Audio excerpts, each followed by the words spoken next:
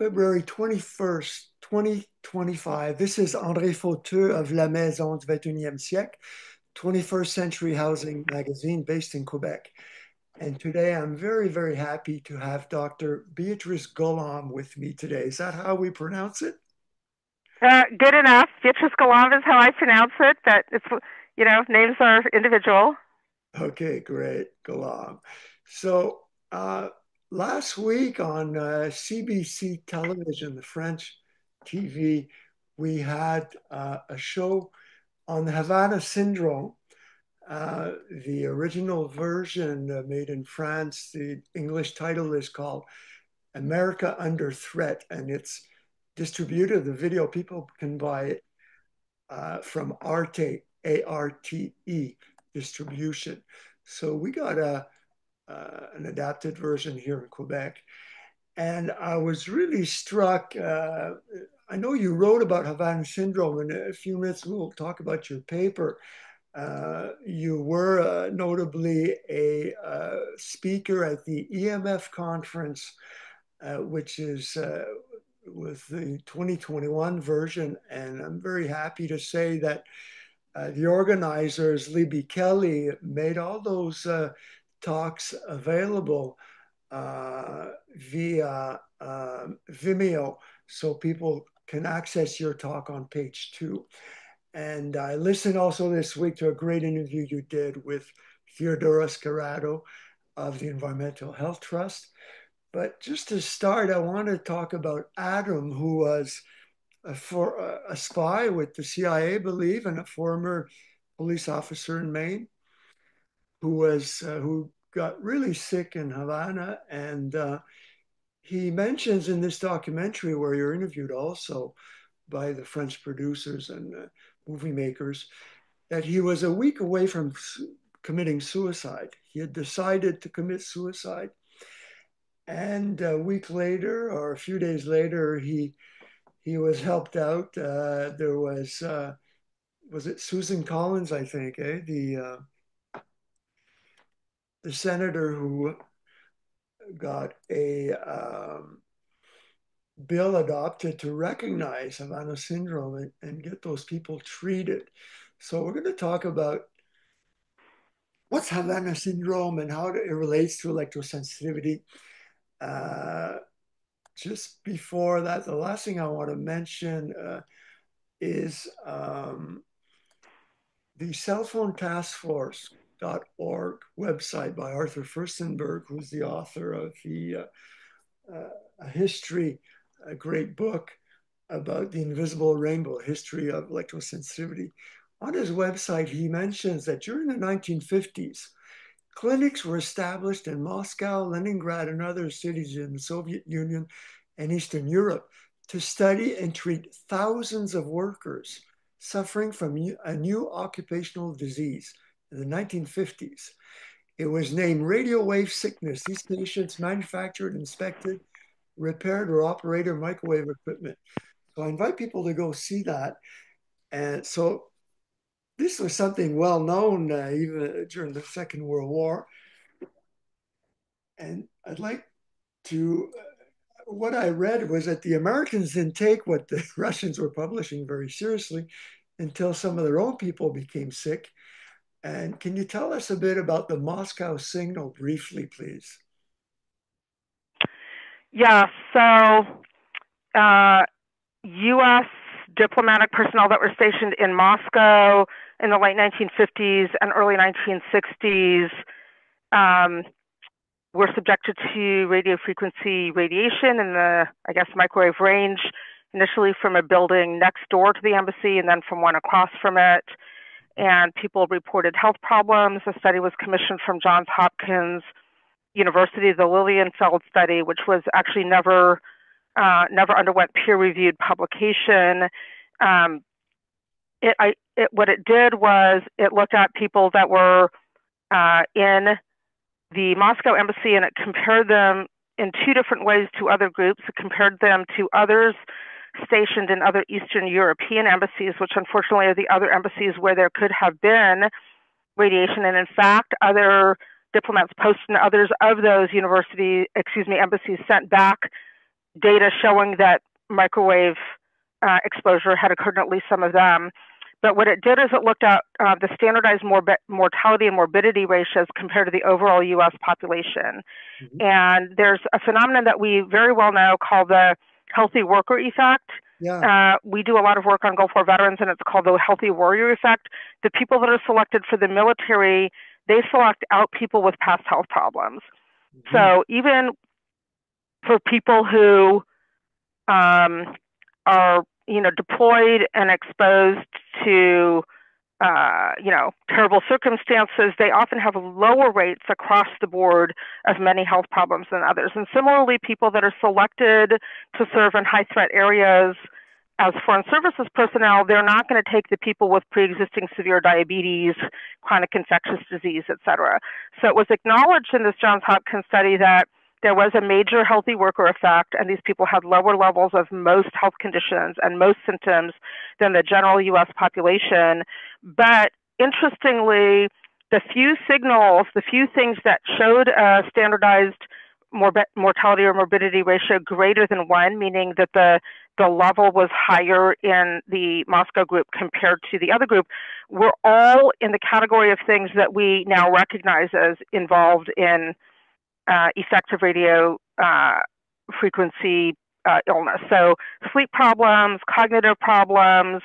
I think there were several cancers, including brain cancers. There were a few different slices that they took of those data. They looked at offspring as well as looking at the personnel themselves. I remember they didn't have anything like tinnitus was not one of the symptoms looked at, but ear problems, which would presumably encompass things like tinnitus, was one of the things that was elevated.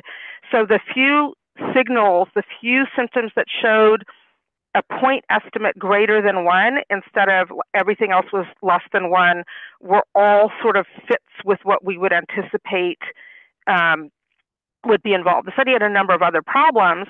It had a very low uptake rate. So epidemiological studies are considered to be good if 70% or more of the desired individuals participate in here. I think it was something like 29%. And also they had been back stateside often for many years. And we know that especially in the older days when people were not routinely exposed to all of these sources, people would recover when they were away from the source to varying degrees, not always completely. And in fact, I would argue that these data underscore that it's not always completely. But despite all those things, there were those slight signals. So there were other things that are known about the microwave exposures at that time. There was a carving of the Great Seal given by Russian school children to the then U.S. ambassador to Moscow, who kept it in his office. Later, it was discovered that in it was hidden a microwave-activated listening device. I spoke with Sherry Thompson, who was the daughter of Llewellyn Thompson, who had been an ambassador in Russia. She had lived in the ambassador's house in the early 1960s. She mentioned that after a heavy rain, a roof had collapsed in one of the bathrooms, and a number of what were believed to be microwave-activated listening devices had fallen through the ceiling. And she and her sister, they were small children at the time, had giggled about the poor people that had to listen to bathroom noises. But interestingly, I later read in a novel by somebody who had been a politician, I think in both the House of Lords and the House of Commons in England, that it was mentioned that bathrooms are often places where people will go to have private conversations with the idea that they can turn on the tap, and that if there is a listening device, the assumption is that others won't be able to hear them. So that may be a reason to prioritize the bathroom as a place for listening. So it's funny. I know that let me tell you, when I was 18, I had a girlfriend whose family was friends with a former ambassador in Moscow, Canadian ambassador. And the day when they walked into their new home, his wife said she didn't like the curtains. And the next day, the Russians came in to change the curtains. Yes. So it was weird. They were telling them, "We're bugging you," That's right. Yes, it was also a message. Yes. Yeah. So interestingly, the levels of radiation that were measured at that time were above the legal Russian limits, but within the allowable U.S. limits. So the That would be how Russian much? allowable limits for radiofrequency radiation were, if recollection is correct, I think 1,000 times lower than the allowable U.S. limits. And I've had a number of hypotheses about why they may have been in a better position to recognize problems with radiofrequency radiation. There's abundant evidence that it is mediated, the damage is mediated substantially by what's called oxidative stress, which is the type of free radical injury that antioxidants help protect against, the kind of antioxidants that both your body makes, and different people have different gene variants that can make them more or less vulnerable to oxidative stress, and that also you can get from, fruits, vegetables, and so forth. And I visited the Soviet Union as a child in 1976 when it was still under Soviet control. My father had written a book that had been translated into Russian, and his pretext for going was that the only way he could get royalties is if he went there, and he was only allowed to get the royalties in Russian currency, which he couldn't convert to US dollars. Okay. And there wasn't really anything that you would want to buy in Russian currency. But one of the things that really struck me when we were there is that basically the food was bread. And in the 2 weeks that we were in the Soviet Union, I once saw something in the fruit or vegetable category. My father was invited to an event as a guest from the National Academy of Engineering by the Russian Academy, I guess, of Sciences. And so they put out a big spread, and at this, grand fete, they had a bowl of apples that had been buried and then dug back up.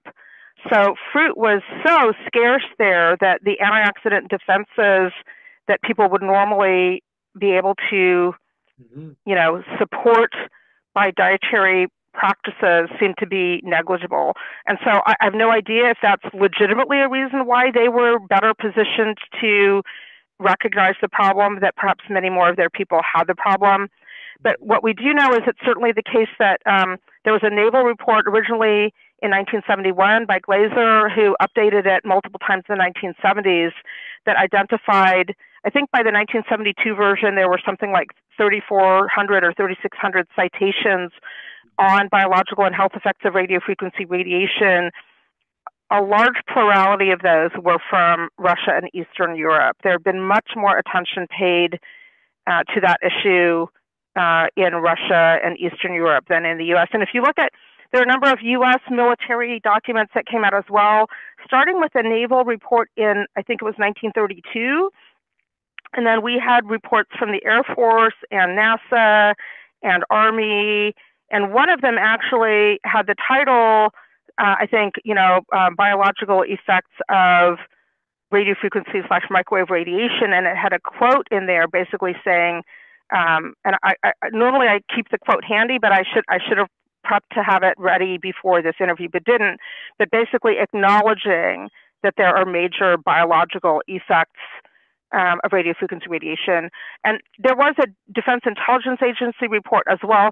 That may have been the report. I'd have to go back and look up among these U.S., government reports that basically said, well, yeah, maybe we should have stricter standards, but that would put us at a competitive disadvantage because Russia may have the standards, but they'll violate them.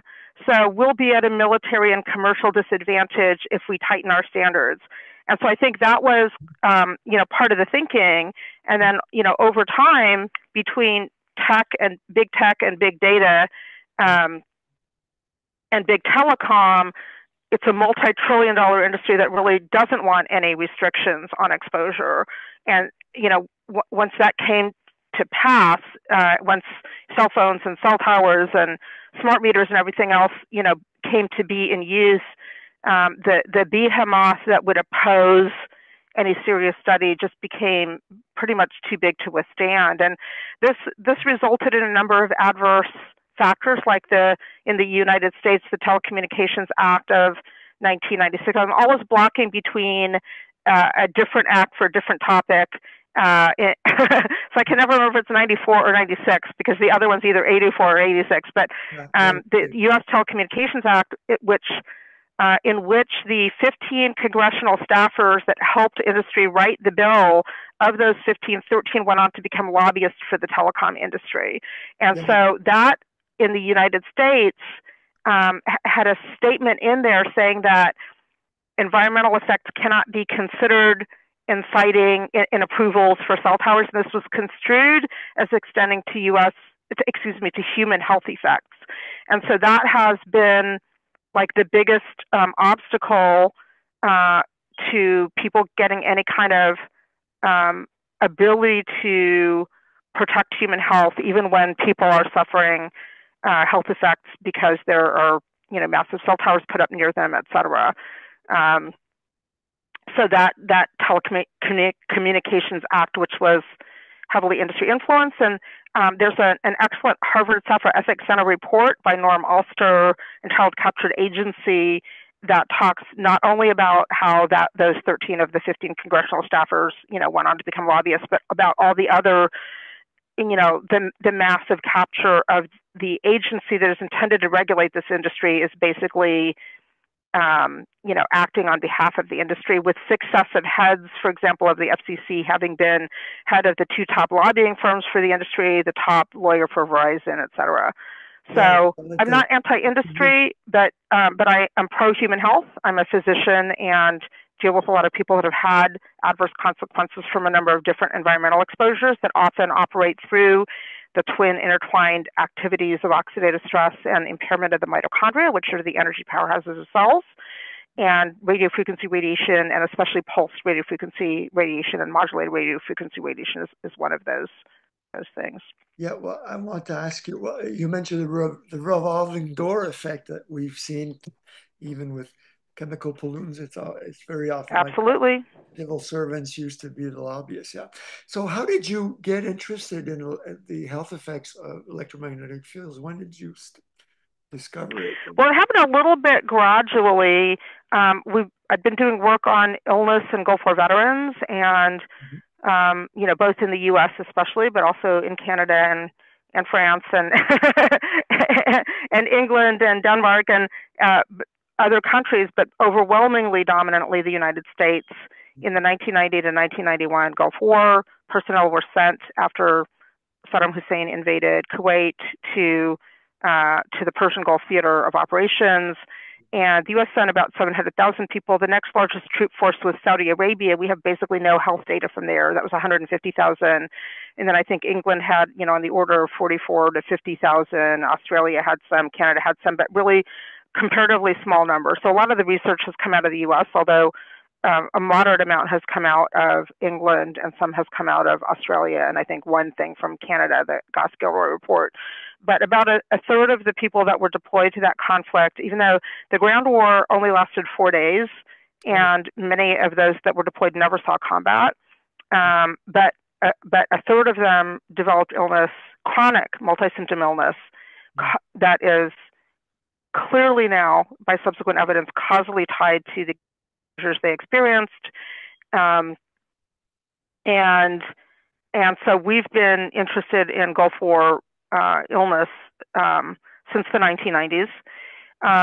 So for that conflict, there was an unprecedented number of new, unique, and excessive chemical exposures, everything from the fact that we gave about 250,000 of the troops a pill called pyridostigmine bromide that was intended to protect them in the event of nerve gas attack, although a report I did for the think tank RAND showed that rather than protecting them, the evidence suggested that it would both worsen health effects and also mission completion, which is, of course, what they care about in the military, with the possible exception of one nerve gas for which there had been no suggestion of intelligence on the battlefield there.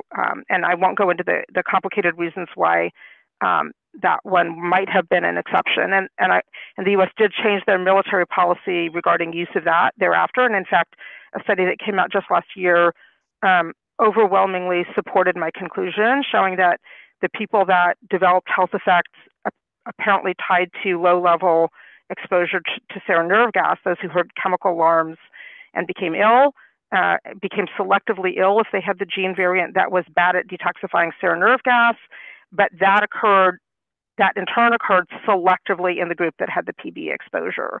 So it was the group that had this, quote, protective agent that selectively actually had the problems with nerve gas exposure. So anyway, there are multiple, pesticide and also pesticide exposure also in the organophosphate and carbamate category. Those are classes of chemicals that are what are called acetylcholinesterase inhibitors, as was the nerve gas pretreatment pill. And pesticide exposed also became ill, and that was also selectively in the people that had the PB exposure. So anyway, it was in Gulf War veterans that I first, a lot of them became chemically sensitive, and a physician that was caring for them first talked about electrical sensitivity. That's the first time I ever heard about electrical sensitivity as an issue, was in veterans with Gulf War illness. It's not a common problem in that group. As in other groups, it's typically a subset of those with multiple chemical sensitivity. We actually have an article under review right now in Gulf War veterans looking at multiple chemical sensitivity, which again, like high overlap with electrical sensitivity, that supports a previous Japanese study showing that in Gulf War veterans, chemical sensitivity is tied to variants in a gene that's involved in production of what's considered the most important mitochondrial antioxidant. So again, it supports the idea of mitochondrial antioxidation regulation being involved in occurrence or protection from chemical sensitivity. And again, electrosensitivity has high overlap, and there are some people that are electrically sensitive and not chemically sensitive, but a lot of electrically sensitive people were chemically sensitive first after a chemical exposure.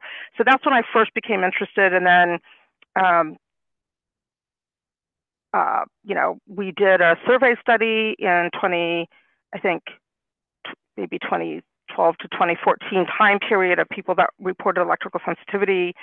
I had some family, crises culminating in the deaths of a parent that kind of interrupted my work when we probably would have normally submitted that for publication. It's actually never been submitted, but we surveyed a few over 200 people with electrosensitivity, and then a group of healthy controls, and inquired about a lot of precursor factors. We also what is the most, was there a triggering factor that they attribute, before this happened, they didn't have chemical sensitivity, and after they did.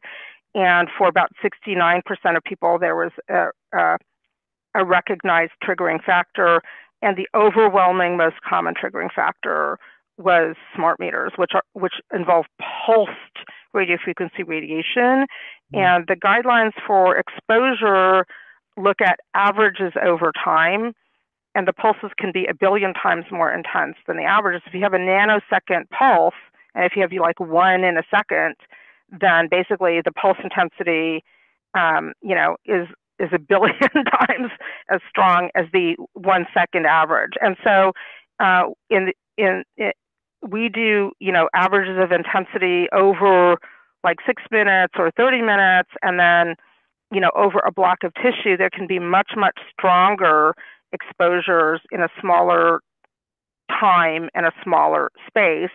And we know that actually pulsed electromagnetic radiation is used to treat cancer by causing, quote, irreversible electroporation, including supposedly non-ionizing pulsed radiofrequency radiation. So it's actually used for the purpose of killing cells in some settings, and yet the claim from industry has been it can't have any biological effects except by heating, even though, that was supposed to be non-thermal. And somebody keeps trying to call me. I'm just going to interrupt this to get them off the line.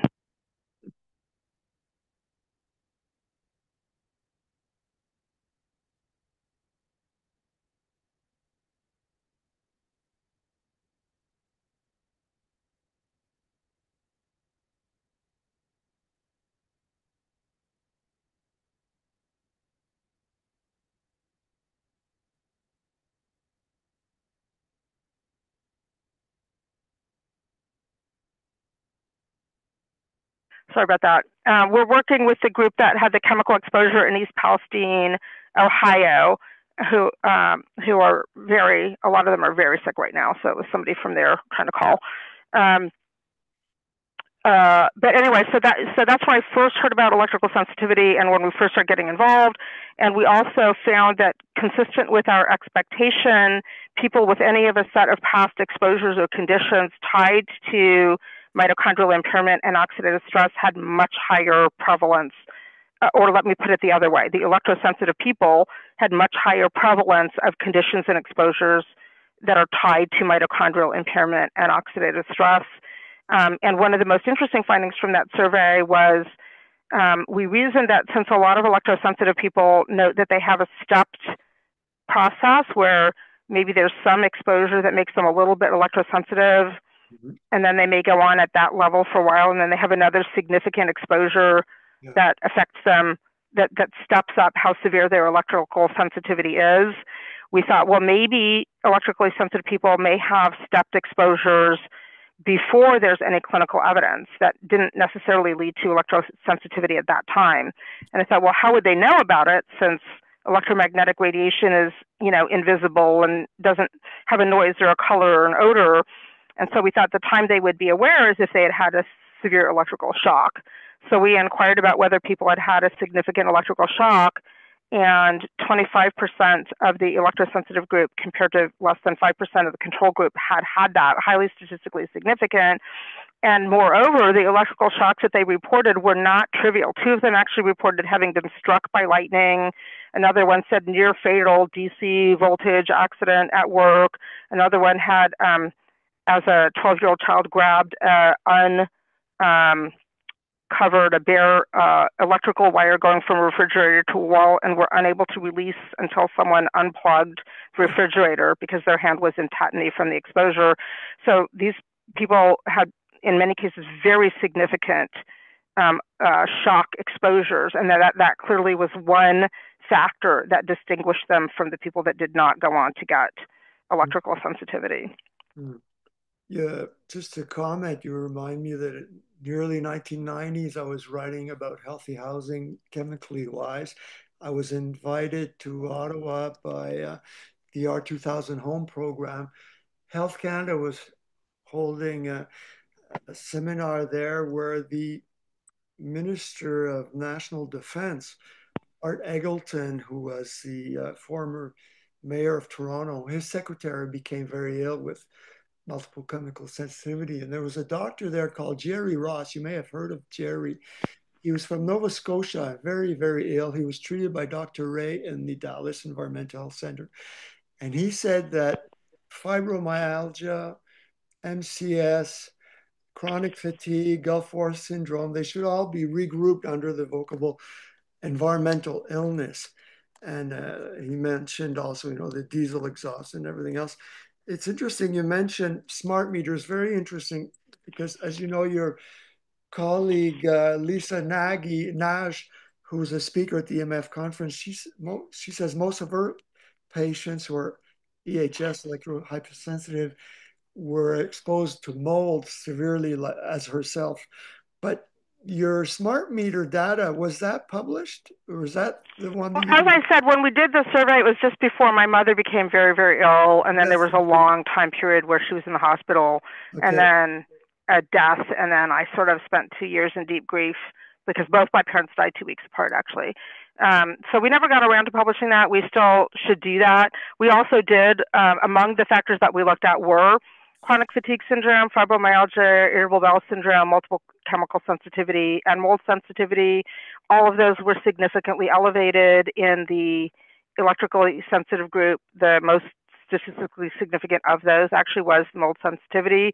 And as you are probably aware, there are mold, quote, mycotoxins, unquote, that actually have adverse neurological impact, but also that mold sensitivity reflects, again, impaired ability to defend against the adverse implications of the mold. So this concept of overlap conditions is one we're familiar with. In 2012, I published something like, I think it was called, oxidative stress and mitochondrial impairment in chronic multi-symptom illness, from Gulf War illness to autism spectrum disorder. And that includes the chronic fatigue syndrome and fibromyalgia and these other conditions in there.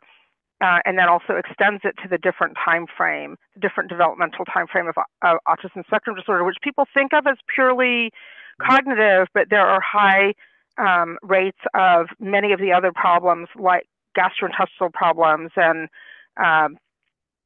other neurological problems, and the problems that we see in Gulf War veterans and so forth show up at elevated rates in children with autism spectrum disorder as well. And there's evidence of mitochondrial / bioenergetic impairment in all of these conditions. There's an excellent study by Myhill and McLaren from England that looked at 8 different stages of ATP production in neutrophils in chronic fatigue syndrome patients, and found that you could pretty much completely separate chronic fatigue syndrome from healthy controls based on this impaired energy production. With fibromyalgia, there are now studies also showing mitochondrial impairment, but even before that, there were studies showing that there's reduced capillarity in muscle of patients with fibromyalgia.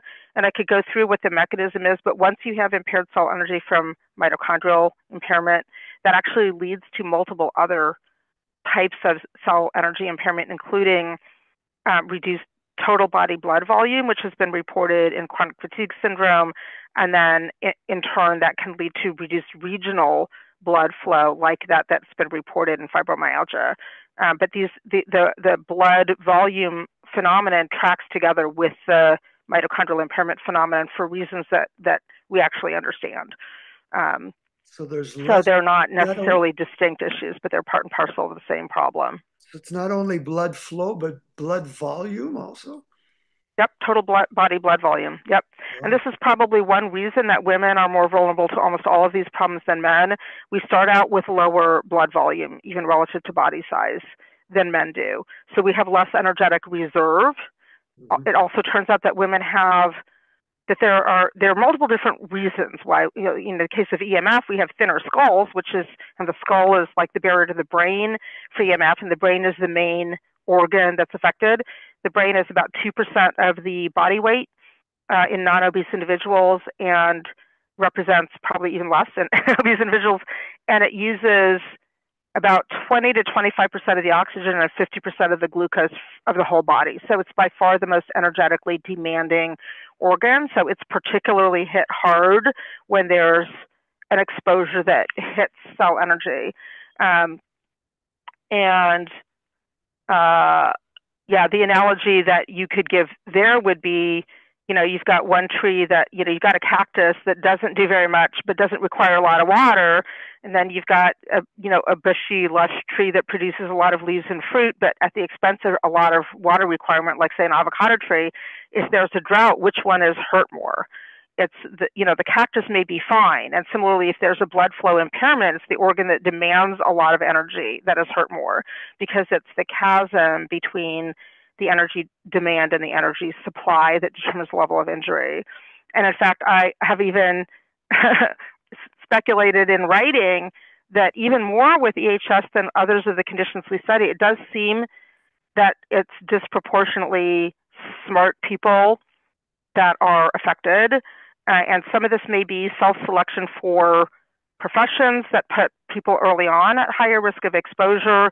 Some of it may be that those are the people who make the connection to the problem. But I actually believe that, in fact, I remember early on when I first began looking into this issue, receiving a visit from an electrically sensitive man who was partner at a management consulting firm, and he said he'd spoken with 200 electrically sensitive individuals, and all of them either had advanced degrees or a Mensa level IQ, or I can't remember what his third thing was, or had an Ivy League education, which is certainly not true of all the people that I've spoken with. And there are more ways than one to, adversely have energy supply demand balance. But one way is if you have a brain that has higher function at the expense of higher energy demand, then it's going to be more vulnerable to exposures that impair cell energy supply. So I think it is actually possible that there is a causal, connection between, again, most of the ways of having better brain function require more cell energy, richer connectivity, faster processing speed. All those things impose higher energy demand, and that higher energy demand, like with the drought analogy, can make an individual more vulnerable in a setting of impaired energy supply. So you mentioned oxidative stress and mitochondrial injury. It reminds me of the oxidative stress. Magda Havas, the Ontario toxicologist who's written a lot about EHS, says that she calls it the early or fast aging syndrome, rapid aging syndrome. So, and explain. Well, I don't really know that EHS is rapid aging syndrome, but we certainly in Gulf War veterans who have, again, one of these overlap conditions, we and others have given the analogy to accelerated aging in that case.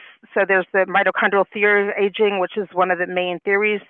There's exponential decline in mitochondrial function with aging. And again, this is accompanied by other factors like impaired cell volume and then consequent loss of cellularity in tissues. We start out with a lot of extra cells in most of our organs, and then many of those organs involve some regenerative capacity, but oftentimes that is finite. So for example, if you lose a muscle cell, it can regenerate, but it will regenerate a finite number of times. Brain cells have very low regenerative capacity, which is another reason why the brain is more vulnerable. And so for the muscle, if you lose cells a bunch of times because you've got some cell energy hit that is killing them off disproportionately, you will start losing muscle mass. And that eventual loss of cellularity is a hallmark that we see with aging. This is why an older person can work out all they want, and they will never be able to attain the muscle mass that they attained in younger age. Yeah. Once you run through that regenerative potential for the cells in that organ, you may not be able to get that back. And again, some organs have better regenerative capacity than others. Blood cells tend to be regenerating constantly. Muscle cells are more finite. Brain has, among the least ability to regenerate when cells are actually lost. At the end of the interview you did with Theodora, you mentioned the analogy of sunburn. I think it's interesting you explain that once again. Right. And I mentioned that analogy in part because there are still people who try to claim that, oh, look, there have been these provocations. I'm going to step back for a minute and get back to sunburn because there's one other thing I wanted to mention in relation to the concept. Could it be the case that people who have, that were basically killing off the best and the brightest, and I don't mean killing off literally by death, but basically disproportionately disabling the best and the brightest. There actually are data with autism spectrum disorder, which again I view as sort of part of this overlap syndrome phenomenon, showing that the polygenic risk profile in autism, when looked at in non-autistic individuals, is a polygenic profile tied to higher intelligence. So that's another example of evidence potentially favoring that phenomenon. But back to the question of sunburn, there have been so-called provocation studies that say, well, gee, if electrosensitivity is real and people claim that they get symptoms after exposure, then we should be able to expose them in a double-blind setting. They should be able to tell when they're being exposed and when they're not being exposed. Yeah. And that assumes that the body is functioning like a meter, which of course it is not. And if you ask for any other exposure, like a drug adverse effect where people reliably, when they go on a drug, they develop a certain problem. They don't always develop it with the exact same time course from time to time, and we don't demand that they can tell when they're on the drug and when they're not. And with radiofrequency radiation, the time course to symptoms varies within an individual from time to time, within an individual from type of exposure to type or intensity of exposure, and very much across individuals. There'll be some people who have a time course that to me suggests that they're getting, and the profile in terms of both time and symptoms suggests cell death leading to inflammation and brain swelling, with a peak that can occur 1.5 to 2 days after exposure, but with extremely severe symptoms.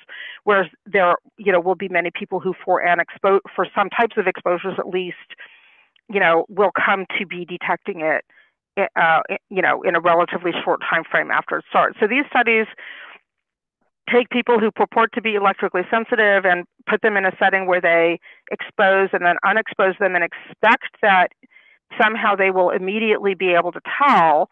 And this suggests a belief system by the scientists in which the biological effect comes on instantaneously and goes away instantaneously.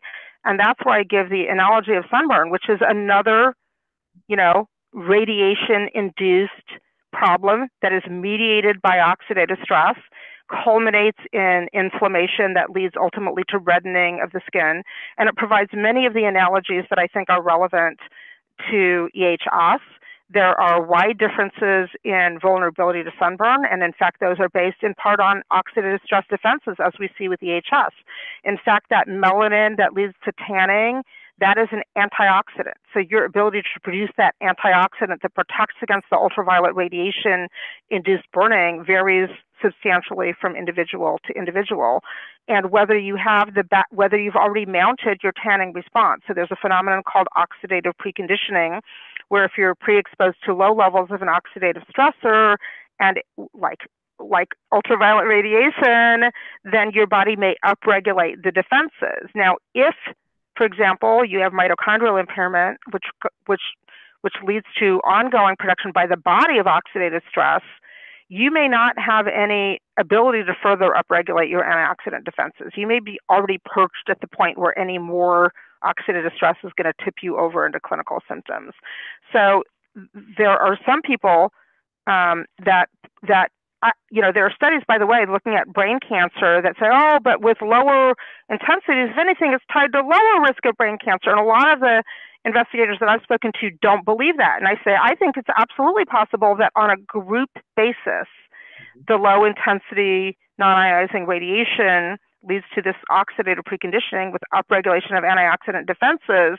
And on a group basis, on average, this may lead to protection. But that doesn't stop the fact that there are individuals who do not have that effect, who already are perched at any maximum ability to upregulate. And at any oxidative stress beyond that is simply depleting and further worsening their antioxidant defenses. So I think both of those things are true. And in fact, if you look at the studies on antioxidant levels, if you look at studies on oxidative stress, like Economist did his analysis where he identified 100 studies that looked at low intensity radiofrequency radiation and whether it produced oxidative stress, and reportedly 93 of the 100 studies found that it did. But if you look at what happens to antioxidant levels, they're all over the map in different studies. In some studies they go up and some they go down. That's just what we should expect. That's consistent with this phenomenon of oxidative preconditioning, where in many individuals with with the right level based on their pre-existing health state and genetics, a low level of oxidative stress will upregulate antioxidants, and in other individuals they will be depleted. So that looks inconsistent, but it's actually completely consistent with a vast literature that is not confined to radiofrequency radiation, but goes across many different substances. So anyway, that's the sort of sunburn analogy. It's a type of radiation. Ultraviolet includes both part of the non-ionizing and ionizing portion of the spectrum. It leads to injury through an oxidative stress mediated phenomenon. It's very well documented that sunburn and photoaging from ultraviolet are mediated by oxidative stress, that people who have impaired antioxidant defenses are more vulnerable, that the time course to the sunburn after people are exposed is going to, if they get it at all, like some people have to have a much longer exposure before they develop the problem. Other people will never develop the problem with any likely exposure level, whereas other people have very low antioxidant defenses at the level of the skin and can develop sunburn with comparatively minor exposure. The time course to symptoms will vary. The time course to recovery will vary. It's not the case that as soon as you withdraw the ultraviolet, the symptoms go away. So the design of these provocation studies is flawed, from the outset. The right way to do such a study would be to have, first off, the other problem with those studies is that you don't really know what else the people have been exposed to before and en route to the facility. So those are issues. you don't really know what other radiation they may be exposed to at the facility besides what's being turned on and off in their vicinity at the time of the study. But if you wanted to design a study, the right way to do it would be to have most of the exposure settings involve no exposure. And the reason for that is there is another phenomenon that we know of from chemotherapy, in which people will have a conditioned response to the expectation. This is not the same as psychogenic or suggestibility. It is when the stimulus causes actual severe damage, then people's body will go into the mode. And with chemotherapy, what ends up happening is people, they enter the room where they've had chemotherapy before and they may start throwing up because their body is both trying to warn them about the potential exposure and have an aversive reaction so that they don't expose themselves again. Again, that happens because the actual exposure is actually harmful to that person. So, and that requires multiple non-exposure episodes for, quote, extinction, unquote, of that phenomenon. And that means that if you wanted to design such a study to be effective, you would want most of the exposure times to have no exposure, and then get them used to the idea that they're not responding, and then rarely have a live exposure. And that will let you see that, and make sure you allow it to be long enough and significant enough. And so that's the other problem, is that these are not, for affected individuals, symptoms in this case are a sign of physiological damage. So these are not necessarily entirely benign experiments. It's not necessarily the case that the injury that will occur with an exposure, if you set the exposure level to be one where you're sure they have symptoms, that there will be complete physiological recovery from that. So that's sort of the other, potential problem with this, is people think, oh, it's just symptoms. Well, the symptoms are symptoms because there's a physiological problem, and that physiological problem can lead to damage, and that damage may not always be susceptible to complete repair. As you know, there are many studies now that show that radiofrequency radiation causes DNA injury. There are many that show that it causes impairment in sperm-like number and motility and quality. And talking to people who've had serious problems, for some of them, repeated exposures lead successively to, for example, impaired function of the brain. We also know that oxidative stress enhances vulnerability to autoimmunity, and that's been shown specifically with radiofrequency radiation in animal studies, including to autoimmune conditions in the brain. And this also is a fit with both what we see in Gulf War veterans who have increases in a range of different autoantibodies, and also what was shown in the Belpom study, in which I think it was something like 21 or 23% of electrically sensitive people reportedly had antibodies to O-myelin, which is the only autoantibody that was looked at in that setting. But so, exposure is not necessarily benign in people who are vulnerable to it. Oxidative stress modifies, quote, epitopes in a way that makes them more vulnerable to autoimmune attack. It also enhances cell death, apoptosis, and cell death exposes cell contents in a way that makes them more vulnerable to autoimmune attack. So the physiological consequences of exposure are real. They vary greatly from individual to individual, just as, the sort of simplified assumption, the simplified example of sunburn, which is a higher frequency by a good amount. And so it is focused, the wavelength is much shorter. So in principle, it's penetrating less deeply. And so it's primarily acting at the level of the skin. But even there, we know that the effects are not necessarily confined just to the skin, but people can develop melanoma, which courses through the body. And let me ask, this is being recorded so it can be edited, is that correct? Yes. Okay, I have to hang up for a minute. I'm sorry.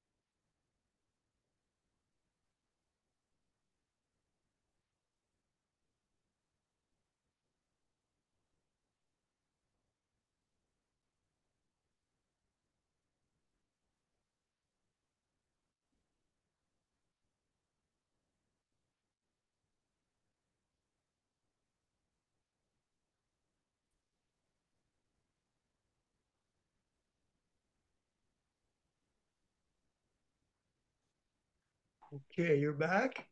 Yeah, I really apologize. I'm in a place where if somebody wants to get into the facility, they buzz a thing which rings my phone, and unless I hang up from the telephone, I can't connect with them. That's no So it's a problem. big pain. No, no, I appreciate you being there. This morning I was surfing, preparing our interview. I came across a Mayo Clinic uh, book excerpt mentioning sonic scares, Havana syndrome. Robert Bartholomew explains how the nocebo played a role Yeah, in the he's the one effect. who keeps trying to claim it's all psychogenic. It's all in your head. Yeah, so explain that to me. Not everyone is affected by the placebo or nocebo effect, but it doesn't last, right? Well, not only doesn't last, but it largely doesn't exist. So a lot of the if you look at the highest quality studies, how do you tell if there's a placebo effect? So the concept of a placebo effect is that based on suggestibility, this is different from a conditioning effect, by the way, which is an actual physiological response that occurs selectively after a seriously damaging exposure. But the concept of a placebo effect is that basically by suggestibility, people will believe that they have problems. And in the short term, this actually can have, in the very short term, this actually has some both biological rationale, like why should evolution do this, and some support. And so, for example, throughout much of history, a lot of insects carried both bacterial illnesses and toxins. And so if somebody says, oh, there are ants or spiders, around, then you may start itching. And that's because your sensory gain is increased to the point where it will have a higher rate of false positives leading you to itch. And that's evolutionarily adaptive to have that occur in the short term. But then if after a while there aren't any insects, you don't keep having that greater, gain on your sensory input. And there is one other way in which that can operate, which is if people are, scared about something, and this may, have potential to be a bit of an issue with electrosensitivity. If people have had past bad experiences and are afraid of them, then the catecholamine release and the sort of fear and stress response actually itself leads to enhanced cell energy demand, and for various reasons can contribute to reduced cell energy supply. And so that can modestly increase some symptoms in people who already have impaired cell energy, et cetera, especially. And so for those things can happen in the short term, but they don't cause chronic effects. And what is the basis for this? So there have been, longstanding claims, placebo effects are large and they occur for everything, and they occur for objective markers and they occur for subjective markers. And if you look, for example, at the, Jupiter trial of statins, looking at the effects on inflammation drops markedly in the placebo group, as drops even more in the statin group, but it drops a lot in the placebo group. And so people think this is suggestibility, and there were a lot of reasons why this never made sense to me in the way that it was articulated. For one thing, with something like HSCRP at the time that was originally being looked at in patients, now everybody's heard of it, but at that time very few people had, and you might as well have said it in German. Like, how is it that people know to make their body affect that one chemical when they don't even know what the chemical is?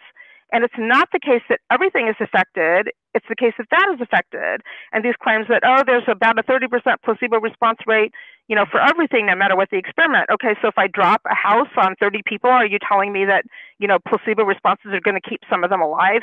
I mean, just the way it was characterized made zero sense. So how do you actually look at how good is the evidence for a placebo response? So in a, quote, randomized trial, the purpose of randomization is to protect against systematic differences between the treatment groups. So, for example, the treatment group and the placebo group.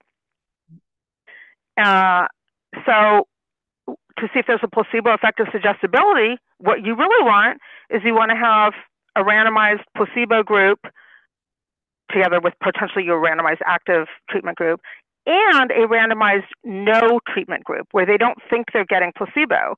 So do people do any better on placebo than on no treatment? And the answer is this was analyzed by Hobjortsen et al. From the Nordic Cochrane Center, and they looked at all the studies they could find that included both a randomized placebo group and a randomized no treatment group. And to first approximation, there pretty much is no placebo effect. There may be a very tiny one that they said could just be due to bias for a few things that are subjective, but largely the placebo effect goes away almost entirely. So that what really is going on there is regression of the mean. People enter a study when they're doing worse on something because it picks people that are at the worst end of that, and then maybe some of those get better. Maybe some other people got worse, but you didn't include them in your study. So you don't see that other group that got worse. You're only seeing the people that were picked for being at the high end, who on average are going to get better over time. So that's what placebo effects really are. And then if you look historically, even when the sort of concept of, the mind can create all these illnesses was really popularized by Sigmund Freud, and even in his writings, it's clear that this is substantially a mythology. And there's a case where he was treating a girl who, I think, depending on the account, was either 12 or 13 years old for, quote, noisy hysteria centered on abdominal complaints. And he claimed he cured her, and then she died of her abdominal sarcoma. Mm. And he said, oh, yeah, too bad. Really, there were two problems, and I fixed the one. Too bad I missed that other one. But he never admitted that this had been wrong. But this is kind of what we see again and again. There was a case of that was, I remember, 5-6 years ago in California, a woman had presented to the emergency room several times, reporting, vague symptoms that people couldn't find evidence for in any of the objective tests they happened to do. And again, like not every health condition happens to affect routine laboratory markers. And so they decided that, so the concept psychogenic typically means that your belief system creates the symptoms. And then this is often kind of melded with the concept of malingering, which is where people are intentionally creating symptoms for some kind of secondary gain. And the two terms are not used very distinctly if you look in the literature. They're basically both ways of blaming the patient for their problem. And in this case, apparently they thought that the woman was malingering until she required a ventilator for respiratory support. And finally, her hantavirus infection was diagnosed. And then we heard a few months later that she died. So people are blown off if they have symptoms that somebody else cannot do testing that identifies the basis of. And this has happened again and again. In our surveys of Gulf War veterans, this is one of the biggest sources of anguish that veterans had, is they were told their problems were all psychogenic. Now we have colossal amounts of evidence showing objective biological markers, but they're not routinely assessed biological markers. Many, many biological things are grossly awry in affected Gulf War veterans, but not routine biological markers. I remember one of the veterans saying, it's just like what happened with my mother, who was told that her going blind and walking into walls was all in her head, and then she died of the grapefruit-sized tumor in her brain. So this is like, and I will say that if you look at the literature, a lot of things used to be thought to be psychogenic until the underlying actual cause was eventually identified. People used to think ulcers were all due to stress, and then it turned out that over 95% of the time, they're attributable to either Helicobacter pylori or nonsteroidal anti-inflammatory drugs. And the other 5% of the time, those don't have to be psychogenic either. It's just not one of those two particular things.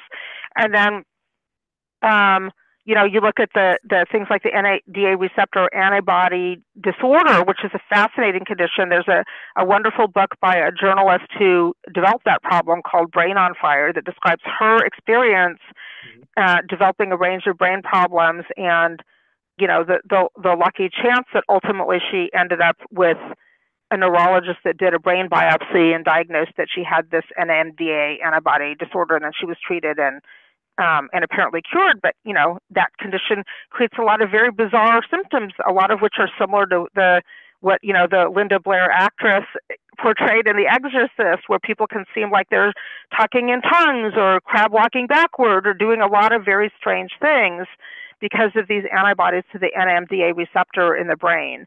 So when people see strange things, they've often said they're psychogenic. When people see common things, so all roads for the people who want to declare something psychogenic lead to psychogenic. If it's rare, then it's called bizarre, and then it's psychogenic. If it's common, then it's called nonspecific, and then it's psychogenic, which I think is hilarious, because really nonspecific symptoms like headache and insomnia and a lot of the symptoms that people get with electrosensitivity, what really nonspecific means is that there are many, many, many different physiological problems that will cause the same symptom. And so therefore it's not physiological when many different, like, whether it's a drug or a cancer or infection, they can all cause cognitive problems. They can all cause fatigue. They can all cause headache. They can all cause, and yet then when people have these quote nonspecific problems, they're psychogenic, even though they're not specific because a million different actual physiological things will cause them. So even the sort of reasoning that goes behind this is ridiculous. But what has really perpetuated it is, frankly, the fact that now many times these problems arise in settings, say maybe there's an exposure to school and a lot of people get sick. And then people say, oh, look, it's mostly women and children, it must be psychogenic. Or maybe they'll bring in somebody to do chemical testing, and chemical testing is almost never testing of everything. And it certainly is never testing of everything in concert. We don't have data on what the safe levels are of things in combination with other things. And either the levels will be said to be all be safe, and they'll usually be well after the time that people were having the problems, or they'll say, oh, there was a little bit, but it couldn't have really explained that. And then they'll say, oh, it's mostly women and children, so it's got to all be in their heads. And again, women and children have many reasons why they're more vulnerable. They have higher surface area to volume. For the case of EHS, they have thinner brains. They have lower blood volume, which means they have less energetic reserve. And also, it turns out that a number of detoxification systems in the body are actually androgen dependent. This includes something called UDP glucuronidases. It includes NADH and NADPH oxidases.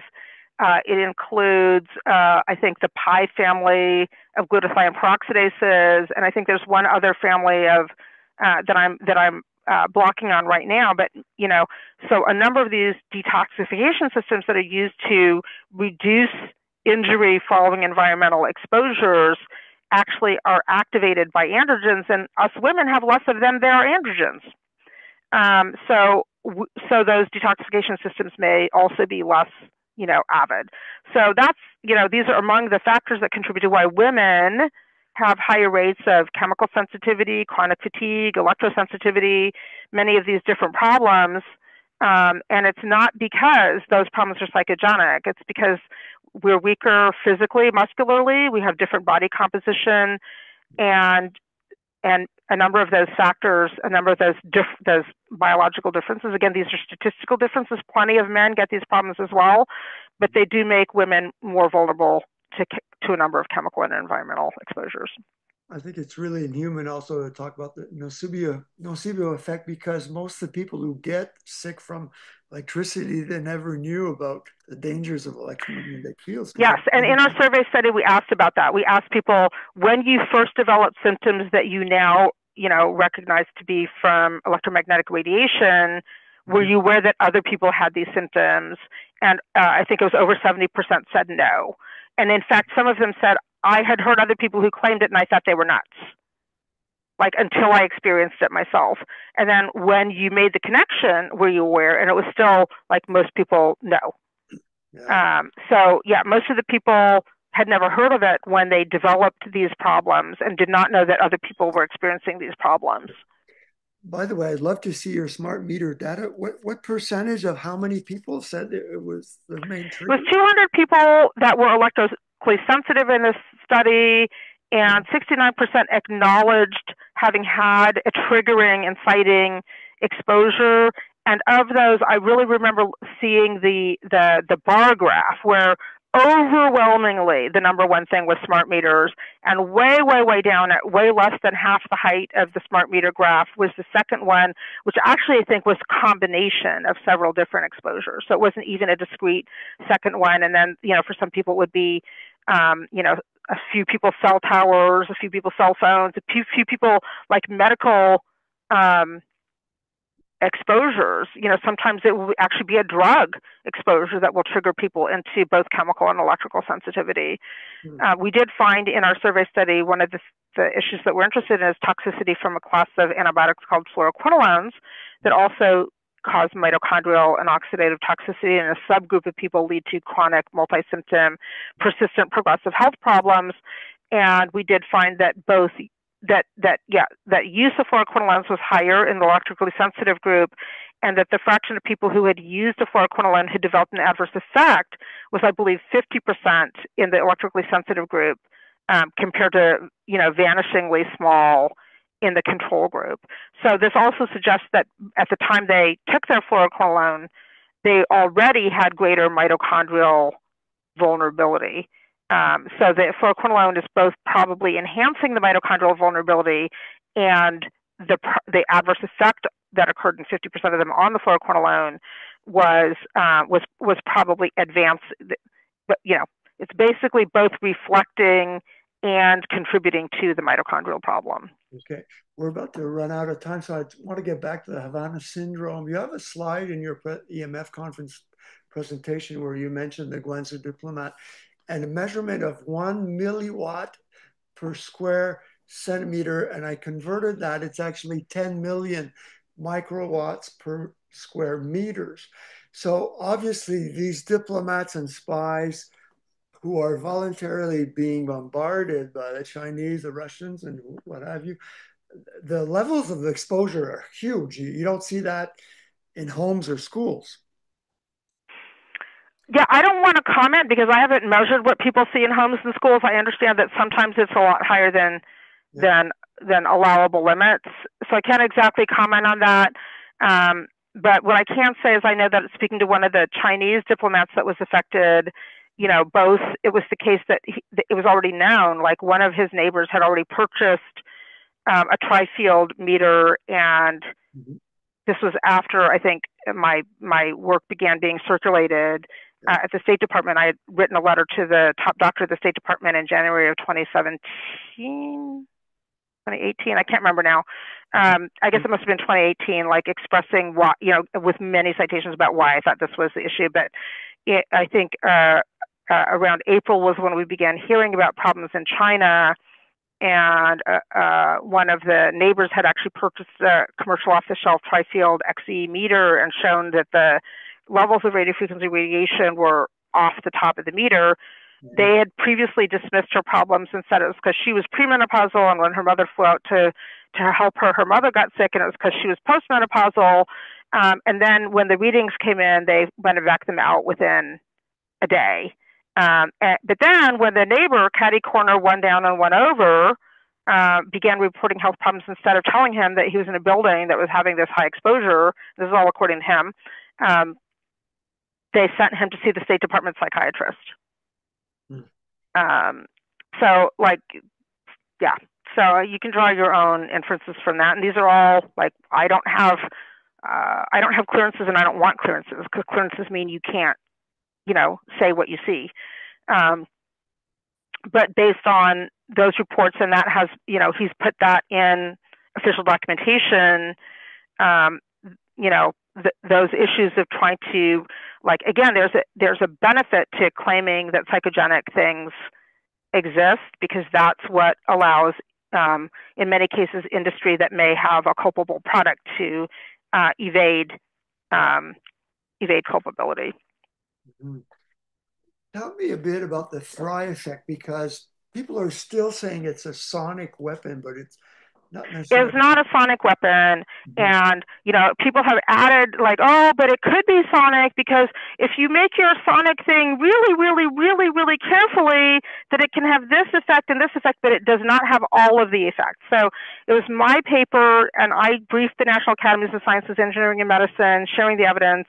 Their report that was published in December 2020 agreed with my conclusion, but it was my work that laid out the evidence showing that it had to be pulsed radiofrequency radiation.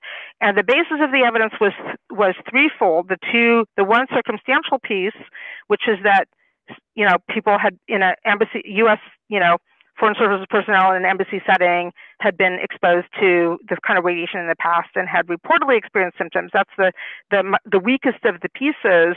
But then the other pieces are that the quantitative profile of the symptoms is a match to the quantitative profile of symptoms reported with radiofrequency radiation, and a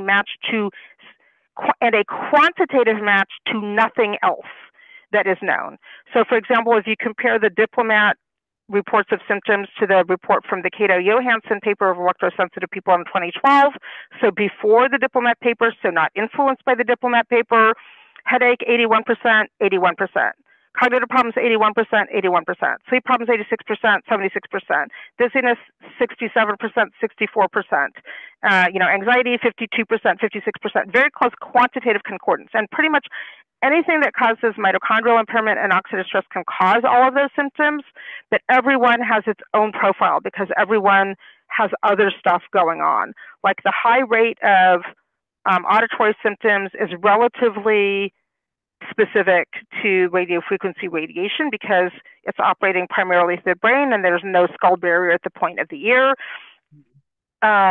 So we see all those symptoms with Gulf War illness, but they're not in exactly the same ratio. And in Gulf War illness, you'll see much more muscle symptoms, for example.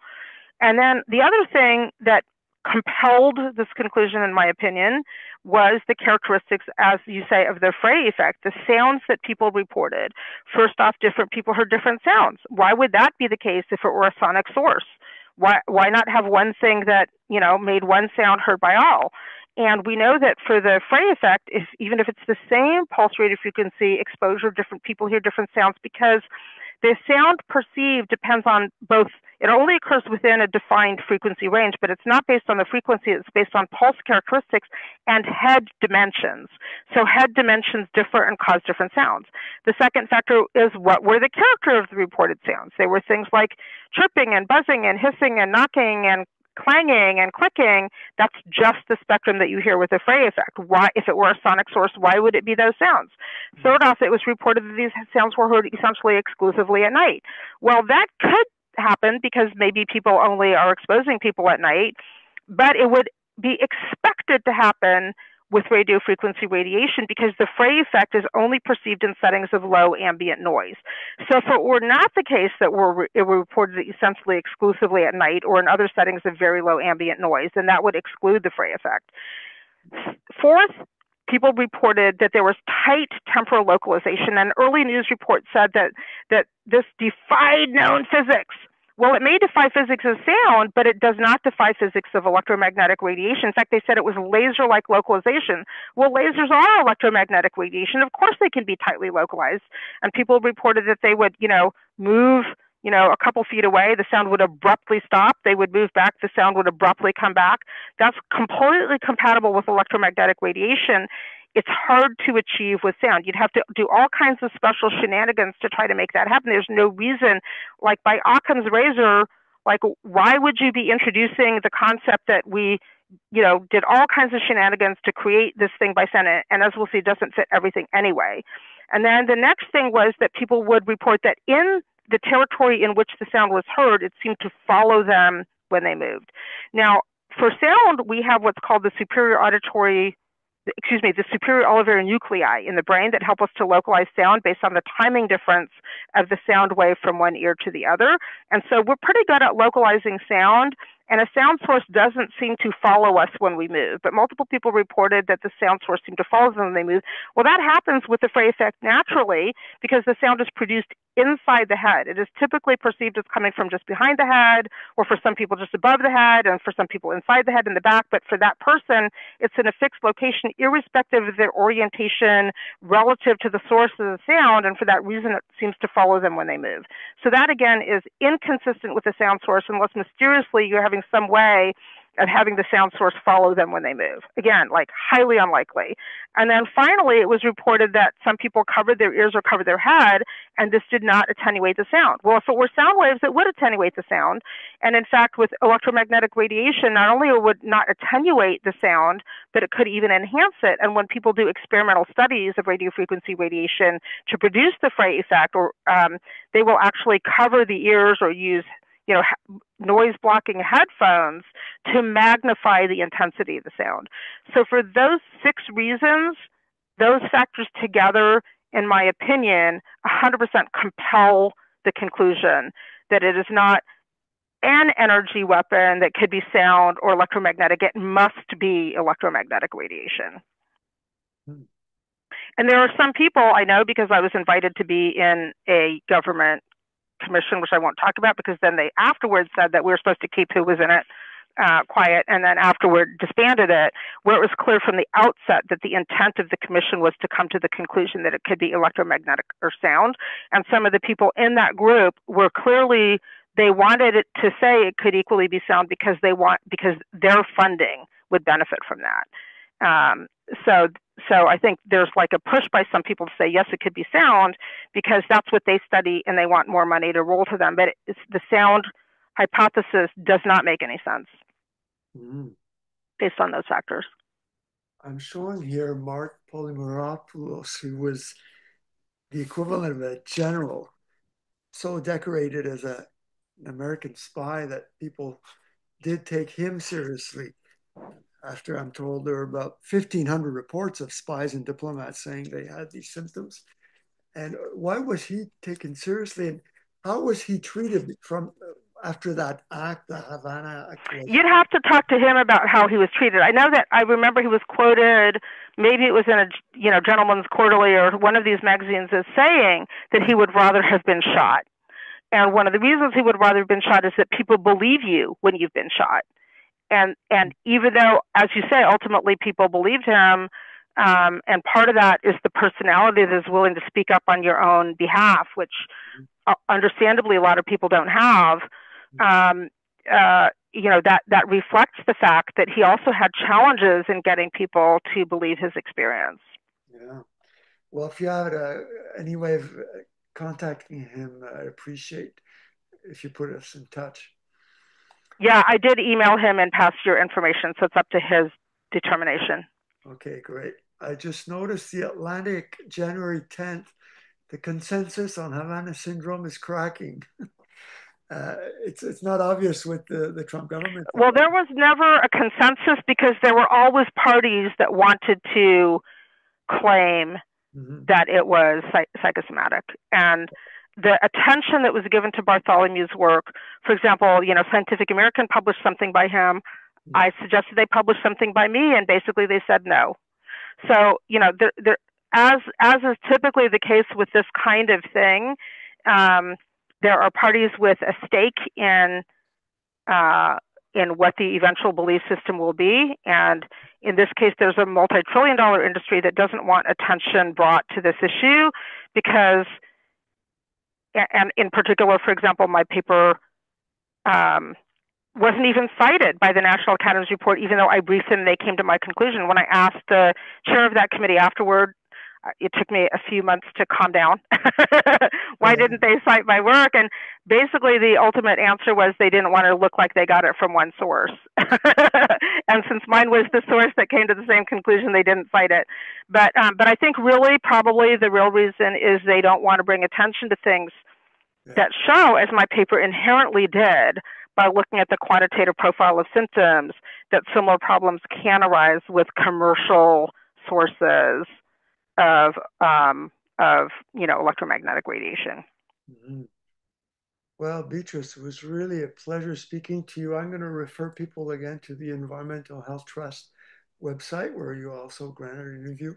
And also, perhaps they should be aware of the importance of measuring in their homes and businesses and schools and hospitals. I'm showing here the Safe and Sound Pro 2 with the building biology guidelines to avoid chronic effects from long-term chronic. Yeah, and I think the Safe and Sound Pro 2 is great for radio frequency radiation, but people also are affected by things like magnetic fields, which may require another meter. There are some excellent building biologists out there that can help people to assess their home environment and mitigate exposure. It is apparently particularly important to mitigate it at night. There are studies showing that some people for some people, exposure depresses melatonin. People think of melatonin as for sleep, but melatonin actually is one of the most critical mitochondrial protective antioxidants in the body. And this may be another reason why some people become affected more than other people. There may be, again, it may be both reflecting existing, state and then influencing that existing state, that people may have drops in this, just like we said before, that for many antioxidants, it'll go up in some people and down in others, and it more likely will go down in people whose antioxidant systems they don't have further ability to upregulate, and then they'll simply be depleted, and maybe that's what's going on there. But especially protecting from radiofrequency radiation and other electromagnetic radiation during sleep is apparently particularly important for healing and recovery. Yes, the SLT Safe Living Technologies.co website, they also have different shielding paints and fabrics and the low Yep. level and high level meters. Yep. Yep. Yep. They're a very good company. Yeah. Mm. Well, thank you very much for sharing. I will send you the link and let's keep in touch. Okay. Very good. Thank you very much. Bye bye. Yeah, bye bye.